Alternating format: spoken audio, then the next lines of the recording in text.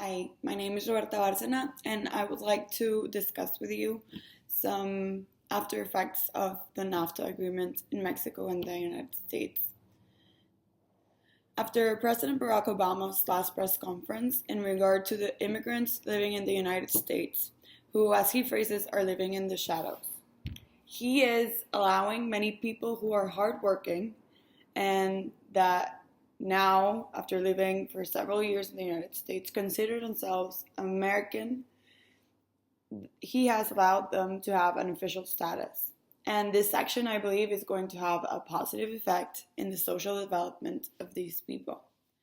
It is also impossible for me not to think of my own people, the Mexican citizens who had to immigrate in search for jobs to the United States of America for a better promise of life and wages. Case in point, this opens up a conversation about NAFTA agreement, signed by the Mexican, Canadian, and American governments in the early 1990s. So, why are Mexicans still immigrating to the US after NAFTA? When the NAFTA negotiations were taking place, the president in turn, Carlos Salinas de Gortari, declared that after this agreement, migration would cease or at least decline. The truth is that after they signed the agreement, the migration did not stop, and furthermore, it actually rose. So, wasn't NAFTA supposed to bring new and better opportunities for all three countries involved?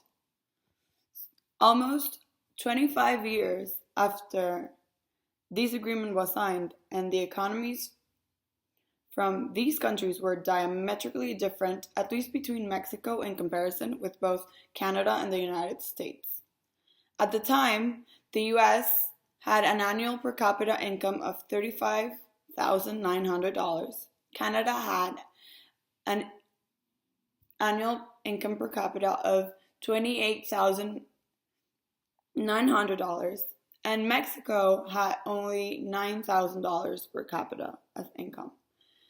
So this is a really strong statement that supports the vast economic difference between Mexico and these other countries, and it is quite concerning because after all this time, have been a relatively long period of time, Mexico only shows an increase of around $1,000.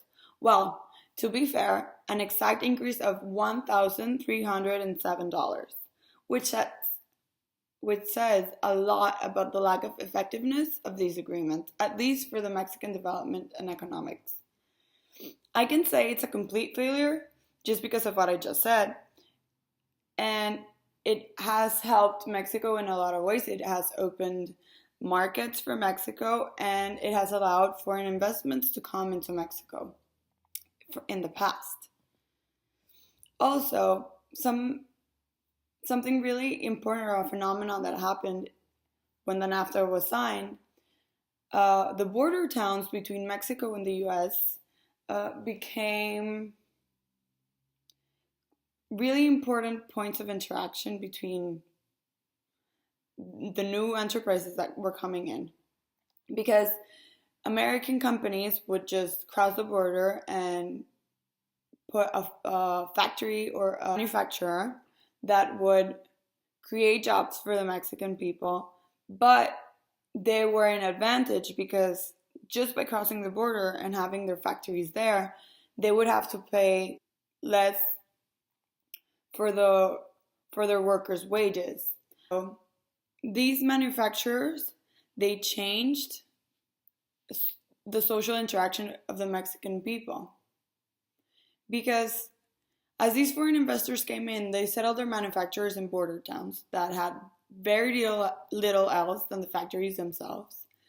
NAFTA has had a great impact in the lives of Mexican women in this respect because women all over the country started leaving their families, and sometimes even they brought them along to reach cities like Ciudad Juarez to get jobs that paid more than they could earn in their hometowns, but paid less than what that company would pay an American citizen if the manufacturer were in the US. So women became breadwinners and independent people, changing the Mexican social status quo. The expectations people had for NAFTA are not really met even after all these years. The lack of regulations and specific norms to follow create a disparity when it comes to economic development between these countries. Mexico decided to enter the treaty without any lifeboats that might have helped the disadvantages which Mexico entered with. As I've said before, the difference in annual GDP between these countries is one of them. So, in this respect, Mexico is at fault. But I invite you to give me your thoughts and opinions about the effects that NAFTA has had for the American and the Mexican governments and to people in these countries as well. Please leave your comments below. Bye.